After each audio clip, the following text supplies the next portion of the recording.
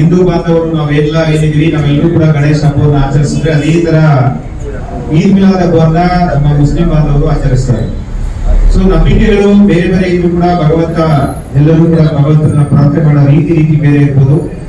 ಎಲ್ಲರೂ ಕೂಡ ಭಗವಂತನ ಪ್ರಾರ್ಥನೆ ಮಾಡ್ತಾರೆ. ಅದ್ರಲ್ಲಿ ಎಲ್ಲೂ ಕೂಡ ಯಾವುದೇ ರೀತಿ ಸಮಸ್ಯೆಗಳು ಘರ್ಷಣೆಗಳು ಆಗಬಾರ್ದು ದೃಷ್ಟಿಯಿಂದ ನಮ್ಮದೇ ಆದಂತ ಕೆಲವೊಂದು ಗೈಡ್ಲೈನ್ಸ್ ಏನಿದೆ ನಮ್ಮ ಸಿಪಿ ಸಾಹೇಬರು ಕಮಿಷನರ್ ಸಾಹೇಬರು ಕೊಟ್ಟಿದ್ದಾರೆ. ಅದರಲ್ಲಿ ಮುಖ್ಯವಾಗಿ ಯಾರ್ಯಾರು ಇಂಪಾರ್ಟೆಂಟ್ ಇರೋದನ್ನ ಹೇಳ್ತೀನಿ. ಸೊ ಯಾರ್ಯಾರು ಗಣೇಶನ ಕೂರಿಸ್ಬೇಕು ಅಂತಿದ್ರೆ ಅವ್ರು ಕೂಡಲೇ ಸಂಬಂಧಪಟ್ಟ ಪೊಲೀಸ್ ಸ್ಟೇಷನ್ಗೆ ಇವತ್ತಿನಿಂದನೇ ನೀವು ರಿಕ್ವೆಷನ್ ಕೊಡಬೇಕು. ಈ ಗಣೇಶನ ಯಾವ ಕ್ಲಾಸ್ ಅಲ್ಲಿ ಯಾವ ಪ್ಲೇಸ್ ಅಲ್ಲಿ ಎಲ್ಲಿ ಕೂರಿಸ್ತೀರಾ, ಅದು ಪಬ್ಲಿಕ್ ಪ್ಲೇಸ್ ಆಗಿದ್ರೆ ನೀವು BBMP ಅವರಿಂದ ಹೋಗ್ಬಿಟ್ಟು ಪರ್ಮಿಷನ್ ತರಬೇಕು. ನಿಮ್ಮ ಪ್ರೈವೇಟ್ ಪ್ಲೇಸ್ ಆಗಿದ್ರು ಕೂಡ ಬಂದು ನಮ್ಮಲ್ಲಿ ರಿಕ್ವೆಸ್ಟ್ ಕೊಡ್ಬೇಕು. ಒಂದು ಫಾರ್ಮ್ಯಾಟ್ ಇದೆ, ಫಿಲ್ ಮಾಡಿ ಕೊಡ್ಬೇಕು. ಯಾರು ಆರ್ಗನೈಸರ್ಸ್ ಯಾರು, 4-5 ಜನ ಇಂಪಾರ್ಟೆಂಟ್ ವ್ಯಕ್ತಿಗಳು ಯಾರು, ಮೊಬೈಲ್ ನಂಬರ್ ಏನು, ಎಲ್ಲರೂ ಕೂಡ ಯಾವತ್ತು ನೀವು ಇನ್ಸ್ಟಾಲ್ ಮಾಡ್ತೀರಾ, ಯಾವತ್ತು ವಿಸರ್ಜನೆ ಮಾಡ್ತೀರಾ, ಯಾವ ಕೆರೆಗೆ ತಾವು ತಗೊಂಡೋಗಿ ಅದನ್ನ ವಿಸರ್ಜನೆ ಮಾಡ್ತೀರಾ, ಮತ್ತೆ ಏನಾದ್ರು ಮೆರವಣಿಗೆ ಇದ್ರೆ ಅದು ರೂಲ್ ಯಾವುದು, ಟೈಮಿಂಗ್ಸ್ ಏನು, ಸ್ಟಾರ್ಟಿಂಗ್ ಮೆರವಣಿಗೆ ಸ್ಟಾರ್ಟ್ ಆಗೋ ಟೈಮ್ ಏನು, ಮೆರವಣಿಗೆ ಮುಕ್ತಾಯ ಆಗೋ ಟೈಮ್ ಏನು, ರೂಲ್ ಯಾವುದು, ಎಷ್ಟು ಜನ ಸೇರ್ತಾರೆ, VIP ಯಾರಾದ್ರೂ ಬರ್ತಾರ, ಇದು ಈ ರೀತಿ ಒಂದು 10-20 ಪಾಯಿಂಟ್ಸ್ ಗಳಿದೆ. ಅದೆಲ್ಲರೂ ಕೂಡ ತಾವು ಫಿಲ್ ಮಾಡಿ ನಮ್ಗೆ ಫಾರ್ಮ್ ಅನ್ನ ನಿಮ್ಗೆ ಕೊಡ್ಬೇಕಾಗುತ್ತೆ. ಅದ್ರ ಜೊತೆಗೆ ತಾವೆಲ್ಲರೂ ಕೂಡ ಯಾವುದೇ ಕಾರಣಕ್ಕೂ ಆ ಟೈಮಲ್ಲಿ ಏನಾದ್ರು ಮೈಕ್ ಸೆಟ್ ಯೂಸ್ ಮಾಡೋದಿದ್ರೆ ಅದಕ್ಕೆ ಪರ್ಮಿಷನ್ ಕೂಡ ತಗೋಬೇಕು. ಬಟ್ ಯಾವುದೇ ಕಾರಣಕ್ಕೂ ಡಿಜೆಗೆ ಪರ್ಮಿಷನ್ ನಾವು ಕೊಡೋದಿಲ್ಲ. ಯಾರು ಕೂಡ ಡಿಜೆ ಮಾಡಬೇಕು, ನನಗೆ ಡಿಜೆ ಪರ್ಮಿಷನ್ ಕೊಡಿ ಅಂತ ಯಾರು ಮುಂದೆ ಬರಬೇಡಿ. ಅದು ಯಾರಿಗೂ ಕೂಡ ಪರ್ಮಿಷನ್ ಇಲ್ಲ. ಯಾಕೆ ಅಂತ ಹೇಳಿದ್ರೆ ಡಿಜೆಗೆ ನೀವು ಪರ್ಮಿಷನ್ ಕೊಟ್ರೆ ನಿಮ್ಮ ಕೇಸ್ ಆಗುತ್ತೆ. ಕಾರಣ ಇಷ್ಟೇನೆ, ಯಾವುದೇ ಡಿಜೆ ನಮ್ಮಲ್ಲಿ ಕಾನೂನು ಪ್ರಕಾರ ಇರ್ತಕ್ಕಂಥದ್ದು 55 ಡೆಸಿಬಲ್ ನಮ್ಮ ರೆಸಿಡೆನ್ಷಿಯಲ್ ಏರಿಯಾದಲ್ಲಿ ಇರ್ತಕ್ಕಂಥದ್ದು. ಆದ್ರೆ 55 ಡೆಸಿಬಲ್ ಗಿಂತ ನೀವು ಡಿಜೆ, ನಾನು ಮಾತಾಡ್ತಿರೋದು 55 ಬಂದ್ಬಿಡುತ್ತೆ. ನೀವು ಡಿಜೆ ಹಾಕ್ತು ಅಂತ ಹೇಳಿದ್ರೆ ಅದು 250-300 ಹೋಗುತ್ತೆ. ಸೊ ಅದು ಪರ್ಮಿಸಬಲ್ ಲಿಮಿಟ್ ಮೀರುತ್ತೆ. ಅವಾಗ ನಾವು ಪೊಲ್ಯೂಷನ್ ಕಂಟ್ರೋಲ್ ಬೋರ್ಡ್ ಅವ್ರನ್ನ ಕರೆಸ್ತೀವಿ, ನಮ್ಮ ಜೊತೆಲಿ ಇರ್ತಾರೆ, ಅವ್ರ ಹತ್ರ ಡೆಸಿಬಲ್ ಮೀಟರ್ ಇರುತ್ತೆ, ನಾವು ರೆಕಾರ್ಡ್ ಮಾಡಿಸ್ತೀವಿ. ಜಾಸ್ತಿ ಇತ್ತು ಅಂದ್ರೆ ಕಂಪ್ಲೇಂಟ್ ಕೊಡ್ತಾರೆ, FIR ಆಗುತ್ತೆ. ಅಪ್ ಟು 7 years ಇಂಪ್ರಿಸನ್ಮೆಂಟ್ ಇದೆ, ಲಕ್ಷಗಟ್ಟಲೆ ಅದಕ್ಕೆ ನಿಮ್ಮ ಹತ್ರ ಫೈನ್ ಕಟ್ಟಬೇಕಾಗತ್ತೆ ಸರ್ಕಾರಕ್ಕೆ. ಸೊ ಇದು ಯಾವುದು ಸಮಸ್ಯೆ ಬೇಡ. ಸೊ ನೀವೆಲ್ಲರೂ ಕೂಡ ಒಳ್ಳೆ ರೀತಿಯಿಂದ ಹಬ್ಬ ಮಾಡ್ತಾ ಇದ್ದೀರಾ, ಒಳ್ಳೆ ರೀತಿಯಲ್ಲಿ ನಗನಗ್ತಾ ಖುಷಿಯಾಗಿ ಹಬ್ಬಗಳನ್ನ ಮಾಡಿ. ಸೊ ಅದರಿಂದ ಡಿಜೆಗೆ ಯಾವುದೇ ಕಾರಣಕ್ಕೂ ಪರ್ಮಿಷನ್ ಇಲ್ಲ. ಮೈಕ್ ಯೂಸ್ ಮಾಡೋದಕ್ಕೆ ಈಗ ಬೆಳಿಗ್ಗೆ 6 ಗಂಟೆಯಿಂದ ರಾತ್ರಿ 10 ಗಂಟೆವರೆಗೆ ಅವಕಾಶ ಇದೆ. ಮೈಕ್ ಪರ್ಮಿಷನ್ ನನ್ನ ಆಫೀಸಲ್ಲಿ ಸಿಗುತ್ತೆ. ಬಟ್ ಅಪ್ಲಿಕೇಶನ್ ಕೂಡ ಸಂಬಂಧಪಟ್ಟ ಸ್ಟೇಷನ್ಗೆ ಇವತ್ತಿನಿಂದಲೇ ನೀವು ಹೋಗಿ ಕೊಡಿ. ಅದ್ರ ಜೊತೆಗೆ ಮೆರವಣಿಗೆ ಸಂದರ್ಭದಲ್ಲಿ ನೀವೇನು ರೂಟ್ ಇದೆ ಆ ರೂಟ್ ಮ್ಯಾಪ್ ಕೂಡ ಕೊಡಬೇಕು. ಒಂದ್ಸತಿ ನಮ್ಮಿಂದ ಅಪ್ರೂವಲ್ ಆದ್ಮೇಲೆ ಅದೇ ರೂಟ್ ಅಲ್ಲಿ ನೀವು ಏನ್ ಮಾಡ್ಬೇಕು, ಮೆರವಣಿಗೆ ಮಾಡ್ಬೇಕು. ಯಾವುದೇ ಕಾರಣಕ್ಕೂ ನಿಮ್ ಇಷ್ಟ ಬಂದಂಗೆ ನೀವು ರೂಟ್ ನ ಚೇಂಜ್ ಮಾಡಕ್ಕೆ ಕೊಡೋದಿಲ್ಲ. ನಾವೇನಾದ್ರೂ ಕೊನೆ ಕ್ಷಣದಲ್ಲಿ ಬೇರೆ ಬೇರೆ ಕಾರಣಗಳಿಗೋಸ್ಕರ ಚೇಂಜ್ ಮಾಡಿದ್ರೆ ಅದೇ ರೂಟ್ ಅಲ್ಲಿ ನೀವು ಕೂಡ ಹೋಗ್ಬೇಕಾಗತ್ತೆ. ತಿಳಿಸ್ಕೊ ಹೋಗ್ಬೇಕು. ನಂತರ ಅದಾದ್ಮೇಲೆ ನೆಕ್ಸ್ಟ್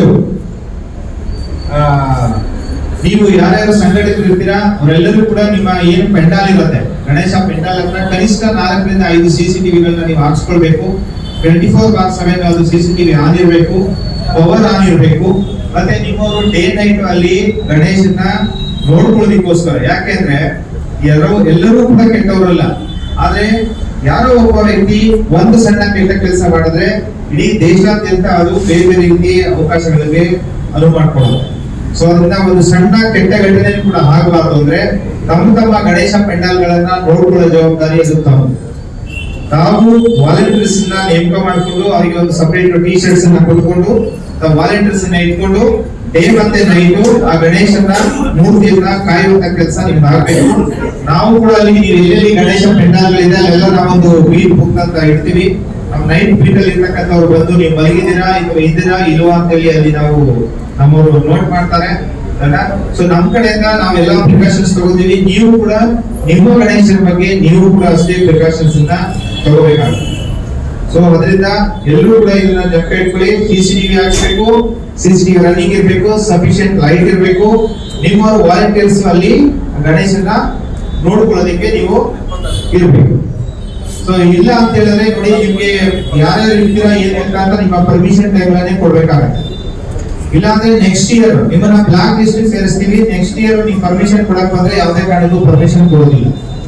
ಯಾರ್ಯಾರು ನಾವು ಕೊಟ್ಟ ಇನ್ಸ್ಟ್ರಕ್ಷನ್ ಫಾಲೋ ಮಾಡೋದಿಲ್ಲ, ನಮ್ಮ ಹತ್ರ ಡಾಟಾ ಬೇಸ್ ಇರುತ್ತೆ.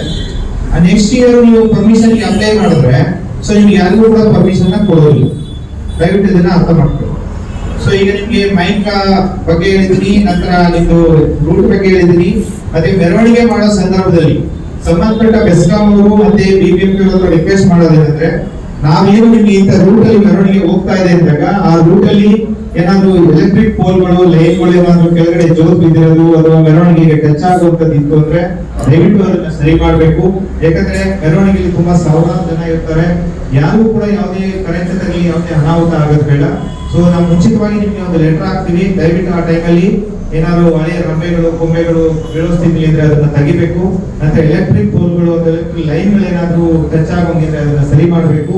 ಇದ್ರ ಬಗ್ಗೆ ಬಿಬಿಎಂಪಿ ಅವರಿಗೆ ನಾವು ಲೆಟರ್ ಹಾಕ್ತೀವಿ, ಅದು ಗಮನ ಹರಿಸಬೇಕು. ಜೊತೆಗೆ ನೀವೇನಾದ್ರೂ ಮನೆಯಲ್ಲಿ ಕೂರಿಸ್ತಕ್ಕಂಥ ಗಣೇಶನ ಎಲ್ಲಿ ಬಿಡಬೇಕು, ಎಲ್ಲಿ ವಿಸರ್ಜನೆ ಮಾಡಬೇಕು ಅನ್ನೋದಿತ್ತು ಅಂದ್ರೆ ದಯವಿಟ್ಟು ಅದ್ರ ಬಗ್ಗೆ ಮುಂಚಿತವಾಗಿ ಎಲ್ಲರಿಗೂ ಕೂಡ ಒಂದು ಆಟೋದಲ್ಲಿ ಏನಾದ್ರು ಸ್ವಲ್ಪ ಅದಕ್ಕೆ ಪ್ರಚಾರವನ್ನ ಕೊಡಿ, ಅಥವಾ ದೊಡ್ಡ ದೊಡ್ಡ ಬಂಡಿಂಗ್ಸ್ ಫ್ಲೆಕ್ಸ್ ಏನಾದ್ರು ಒಂದು ಸಾರ್ವಜನಿಕ ಹಿತದೃಷ್ಟಿಯಿಂದ ಅದನ್ನ ಹಾಕಿ ಅವ್ರಿಗೆ ತಿಳುವಳಿಕೆ ಕೊಡಬೇಕಾಗುತ್ತೆ. ಸೋಷಿಯಲ್ ಮೀಡಿಯಾದಲ್ಲೂ ಕೂಡ ನೀವು ಹಂಚಿಕೆ ಮಾಡಬಹುದು. ಆಗ ಅವ್ರಿಗೆ ಏನಾಗುತ್ತೆ, ಅದೇ ಪ್ಲೇಸ್ ಅಲ್ಲಿ ಹೋಗ್ಬಿಟ್ಟು ವಿಸರ್ಜನೆಯನ್ನ ಮಾಡ್ತಾರೆ. ಮತ್ತೆ ಇನ್ನೊಂದು, ಗಣೇಶನ ಮಾರಾಟ ಮಾಡತಕ್ಕಂತ ಅಂಗಡಿಗಳು ಅವರು ಯಾರಾದ್ರೂ ಇಲ್ಲಿ ಬಂದಿದ್ರೆ ದಯವಿಟ್ಟು ಅರ್ಥ ಮಾಡ್ಕೊಳ್ಳಿ. ಇವನ್ ನಮ್ಮ ಪೊಲೀಸರಿಗೂ ಕೂಡ ಇದು ನಮ್ಮ ಸ್ಟೇಷನ್ ವೈಸ್ ಇರ್ತಕ್ಕಂಥ ಇನ್ಸ್ಪೆಕ್ಟರ್ ಕೂಡ ಇನ್ಸ್ಟ್ರಕ್ಷನ್ ಇದೆ, ಎಲ್ಲೆಲ್ಲಿ ಗಣೇಶನ ಮಾರಾಟ ಮಾಡ್ತಾರೆ ಅಲ್ಲಿ ಕೂಡ ನೀವು ಸ್ವಲ್ಪ ಅವರಿಗೆ ಒಂದು ತಿಳುವಳಿಕೆನ ಕೊಡಬೇಕು. ಅಲ್ಲಿ ಯಾವುದೇ ಕಾರಣಕ್ಕೂ ಬುಡದೋಗಿರೋ ಗಣೇಶ ಅಥವಾ ಟೈಮಲ್ಲಿ ಏನಾದ್ರು ಎತ್ತುವಾಗ ಇಳಿಸುವಾಗ ಯಾವ್ದಾದ್ರು ತೊಂದರೆ ಆಗಿ ವಿಘ್ನ ಆಗಿರ್ತಕ್ಕಂಥದ್ದು ಗಣೇಶಗಳಿತ್ತು ಅಂದ್ರೆ ದಯವಿಟ್ಟು ಅದನ್ನ ಎಲ್ಲೂ ಕೂಡ ಡಿಸ್ಪ್ಲೇ ಮಾಡಬಾರ್ದು, ಅದನ್ನ ಸಪರೇಟ್ ಆಗಿ ಎತ್ತಿಟ್ಕೋಬೇಕು. ಅದನ್ನ ಪ್ರಾಪರ್ ಆಗಿ ಯಾವ ರೀತಿ ಅವರು ಡಿಸ್ಪೋಸಲ್ ಮಾಡ್ಬೇಕು ಆ ರೀತಿ ಮಾಡಬೇಕು ಅಂತ ಹೇಳಬಹುದು ಕೂಡ ನೋಟಿಸ್ ಕೊಡಬೇಕು. ನಂತರ ಪಿಒಪಿ ಗಣೇಶನ ಯಾರು ಕೂಡ ಯೂಸ್ ಮಾಡಬಾರ್ದು, ಇದು ನಿಮ್ಗೆ ಗೊತ್ತಿರಬೇಕು. ಪಿಒಪಿ ಗಣೇಶ ಮ್ಯಾನುಫ್ಯಾಕ್ಚರ್ ಮಾಡೋರ್ಗೂ ಕೇಸ್ ಆಗತ್ತೆ, ಅದನ್ನ ಯಾರು ಮಾರಾಟ ಮಾಡೋರ್ಗೂ ಕೇಸ್ ಆಗತ್ತೆ, ಅದನ್ನ ಯೂಸ್ ಮಾಡೋರ್ ಮೇಲೂ ಕೇಸ್ ಆಗುತ್ತೆ. ದಯವಿಟ್ಟು ಯಾರು ಕೂಡ ಪಿಒಪಿ ಗಣೇಶವನ್ನ ಯೂಸ್ ಮಾಡಬಾರ್ದು. ಸೊ ಈ ರೀತಿ ಏನು ಗಣೇಶ ವಿಚಾರಕ್ಕೆ ಸಂಬಂಧಪಟ್ಟಂತೆ ನೀವು ಇವತ್ತಿನಿಂದನೇ ಸ್ಟೇಷನ್ಗಳಿಗೆ ಹೋಗಿ ನಿಮ್ಮ ರಿಕ್ವೆಸ್ಟ್ ಅನ್ನ ಕೊಡ್ಬೇಕು. ನಂತರ ಈದ್ ಮಿಲಾದ್ ವಿಚಾರಕ್ಕೆ ಬಂದಾಗ ಈ ಬಾರಿ ಈದ್ ಮಿಲಾದ್ ಎಲ್ಲ ಮೆರವಣಿಗೆ ಮತ್ತೆ ನೀವೆಲ್ಲ ಸಭೆ ಏನಿದೆ ಅದು ಪ್ಯಾಲೇಸ್ ಗ್ರೌಂಡ್ ಅಲ್ಲಿ ಸೇರ್ತಾರೆ ಅಂತ ಹೇಳಿ ಮಾಹಿತಿ ಇದೆ. ಸೊ ಅದರಿಂದ ನೀವು ಯಾರು ಈಗ ಬಂದಿದ್ದೀರ ಮುಖಂಡರು, ನೀವೆಲ್ಲ ಮಸೀದಿ ಮುಖ್ಯಸ್ಥರು ಯಾರಿದ್ದೀರೋ ಅವರೆಲ್ಲರೂ ಕೂಡ ಇಮಿಡಿಯೇಟ್ ಆಗಿ ನಮಗೆ ಎಷ್ಟು ಜನ ಯಾವ ರೂಟ್ ಅಲ್ಲಿ ಯಾವ ರೀತಿ ವೆಹಿಕಲ್ ಅಲ್ಲಿ ಹೋಗ್ತೀರಾ, ಮೆರವಣಿಗೆ ಹೋಗ್ತೀರಾ, ಎಲ್ಲಿ ಹೋಗ್ತೀರಾ, ದಯವಿಟ್ಟು ಅದನ್ನ ನಮಗೆ ಮಾಹಿತಿನ ಇವತ್ತು ನಾಳೆ ಕೊಡಬೇಕಾಗತ್ತೆ. ನೀವು ಪ್ಯಾಲೇಸ್ ಗ್ರೌಂಡ್ ದೂರ ಇರೋದ್ರಿಂದ ಇಷ್ಟು ದಿನ ನೀವು YMCA ಗ್ರೌಂಡ್ ಹೋಗ್ತಾ ಇದ್ರಿ. ಸೊ ನೀವು ಈ ಸತಿ ಪ್ಯಾಲೇಸ್ ಗ್ರೌಂಡ್ ಗೆ ಹೋಗೋದ್ರಿಂದ ಯಾವ ರೀತಿಲಿ ಪ್ಯಾಲೇಸ್ ಗ್ರೌಂಡ್ ಗೆ ನೀವು ಹೋಗ್ತೀರಾ ಅನ್ನೋದನ್ನ ನಮ್ಮ ಸಂಬಂಧಪಟ್ಟ ಪೊಲೀಸ್ ಠಾಣೆಗೆ, ಉದಾಹರಣೆಗೆ ಈಗ ಪಾದರಾಯನಪುರದವರು ಬಂದಿದ್ದಾರೆ, ಜೆಜೆನಗರದವರು, ಅವರು ಜೆಜೆನಗರ ಇನ್ಸ್ಪೆಕ್ಟರ್ಗೆ ತಿಳಿಸಿ. ಅದೇ ತರ ನಿಮ್ಮ ಮಸೀದಿಗಳ ಎಲ್ಲಾ ಕಡೆಗೂ ಕೂಡ ನಿಮ್ಮ ಇಡೀ ನಮ್ಮ ವೆಸ್ಟ್ ಅಲ್ಲಿ ಬರ್ತಕ್ಕಂಥ ಈ ಮೈಸೂರು ರೋಡ್ಗೆ ಅಟ್ಯಾಚ್ ಆಗಿ ಕೆಂಗೇರಿಯಿಂದ ಹಿಡಿದು ಗಂಭೀಪುರ, ಕೆಂಗೇರಿ, ದೊಡ್ಡ ಬಸ್ತಿ, ಚಿಕ್ಕ ಬಸ್ತಿ ಅಲ್ಲಿಂದ ನೀವು ಸ್ಟಾರ್ಟ್ ಮಾಡಿದ್ರೆ ಇಲ್ಲಿವರೆಗೆ ಯಾರ್ಯಾರು ಬರ್ತಾರೆ ಅವ್ರಿಗೆಲ್ಲರಿಗೂ ಕೂಡ ನೀವು ಮಾಹಿತಿನ ಕೊಡಿ. ಸಂಬಂಧಪಟ್ಟ ಸ್ಟೇಷನ್ಗಳಿಗೆ ಹೋಗಿ ಪ್ಯಾಲೇಸ್ ರೋಡ್ಗೆ ಹೋಗೋ ರೂಟ್ ಯಾವುದು, ಮತ್ತೆ ಹೋಗ್ಬೇಕಾದ್ರೆ ಖಂಡಿತ ಅರ್ಥ ಮಾಡ್ಕೊಳ್ಳಿ, ಯಾವುದೇ ಕಾರಣಕ್ಕೂ ಈ ಡಿಸ್ಪ್ಯೂಟೆಡ್ ಇಶ್ಯೂಸ್ ಅಂದ್ರೆ ಪ್ಯಾಲೆಸ್ತೈನ್ ಫ್ಲಾಗ್ ಗಳನ್ನ ಯೂಸ್ ಮಾಡೋದು, ಇಸ್ರೇಲ್ ಫ್ಲಾಗ್ ಗಳನ್ನ ಯೂಸ್ ಮಾಡೋದು, ಈ ತರ ಕಾಂಟ್ರವರ್ಷಿಯಲ್ ಫಿಗರ್ಸ್ ಫೋಟೋಗಳನ್ನ ಇಟ್ಕೊಂಡು ಬರೋದು, ಈ ತರ ಬೇರೆಯವರ ಭಾವನೆಗೆ ಧಕ್ಕೆ ಉಂಟಾಗೋ ರೀತಿಯಲ್ಲಿ ಕೆಲವೊಂದು ಬ್ಯಾನರ್ಸ್ ಗಳು, ಬಂಟಿಂಗ್ಸ್ ಗಳನ್ನ ತರೋದು, ಈ ತರದ ಸ್ಲೋಗನ್ ಗಳನ್ನ ತರೋದು, ಮತ್ತೆ ನ್ಯಾಷನಲ್ ಫ್ಲಾಗ್ ಅನ್ನ ತರಬೇಕಾದ್ರೆ ಅದರ ಮೇಲೆ ಏನೇನು ಬರ್ದಿರೋದು, ದಯವಿಟ್ಟು ಯಾವಾಗಲೂ ಕೂಡ ಮಾಡಬೇಡಿ. ಏನಿದೆ ನಿಮ್ಮ ಧರ್ಮದ ನಿಮ್ಮ ಆಚರಣೆ ಪ್ರಕಾರ ಬೇರೆಯವ್ರಿಗೆ ಯಾರಿಗೂ ಕೂಡ ತೊಂದರೆ ಆಗದಂಗೆ ಶಾಂತಿಯುತವಾಗಿ ಏನು ನಿಮ್ಮ ಧರ್ಮ ಹೇಳ್ತದೆ ಶಾಂತಿಯುತವಾಗಿ ನೀವು ಪ್ರೊಸೆಷನ್ ಮಾಡೋದ್ರ ಕಡೆ ಗಮನ ಕೊಡಬೇಕು. ಅದರಲ್ಲಿ ಯಾರು ನಿಮ್ಮಲ್ಲಿ ತರಲೆ ಮಾಡ್ತಕ್ಕಂಥ ಹುಡುಗರು ಇರ್ತಾರೆ ಅವ್ರಿಗೆ ಇದನ್ನ ತಿಳಿಸಿ ಹೇಳಬೇಕು. ಯಾವುದೇ ಕಾರಣಕ್ಕೂ ಇದಕ್ಕೆ controversial figures, controversial flags, banners ಗೆ ಅವಕಾಶ ಇಲ್ಲ. ಮತ್ತೆ ಡಿಜೆಗೂ ಕೂಡ ಯಾವುದೇ ಕಾರಣಕ್ಕೂ ಹೇಳಿದೀನಿ ಅವಕಾಶ ಇಲ್ಲ. ಸೊ ಅದರಿಂದ ಮತ್ತೆ ಕತ್ತಿ ಹಿಡ್ಕೊಂಡು ಬರೋದು, ಯಾವುದೇ ಆಯುಧಗಳನ್ನ ಹಿಡ್ಕೊಂಡು ಬರೋದಕ್ಕೂ ಅವಕಾಶ ಇಲ್ಲ. ಇವೆಲ್ಲರೂ ಕೂಡ ಬಿಗಿನಿಂಗ್ ಅಲ್ಲಿ ಸ್ಟಾರ್ಟಿಂಗ್ ಪಾಯಿಂಟ್ ಅಲ್ಲಿ ನಮ್ಮವರು ಚೆಕ್ ಮಾಡ್ತಾರೆ.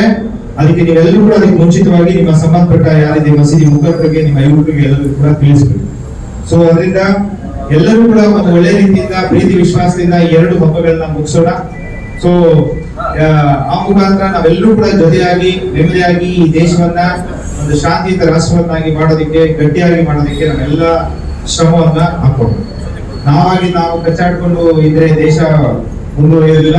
ನಾವೆಲ್ಲರೂ ಕೂಡ ಶಾಂತಿಯುತವಾಗಿದ್ರೆ, ನಮ್ಮ ಲೊಕ್ಯಾಲಿಟಿ ಶಾಂತಿಯುತವಾಗಿದ್ರೆ ದೇಶ ಶಾಂತಿಯುತವಾಗಿರೋದು. ಸೊ ಅದರಿಂದ ಇಷ್ಟು ಮಾತುಗಳನ್ನ ನಾನು ಹೇಳ್ತಾ ಇದ್ದೀನಿ. ಈ ವಿಚಾರಕ್ಕೆ ಗಣೇಶಕ್ಕೆ ಸಂಬಂಧಪಟ್ಟಂತೆ ನಾವೇನಾದ್ರೂ ಇಶ್ಯೂಸ್ ಇತ್ತು ಅಂದ್ರೆ, ಆರ್ಗನೈಸರ್ಸ್ ಯಾರು ಇದ್ರು, ನೀವೇನಾದ್ರೂ ನಿಮ್ಮ ಕ್ವಾರೀಸ್ ಇತ್ತು ಅಂದ್ರೆ ದಯವಿಟ್ಟು ಕೇಳಬಹುದು.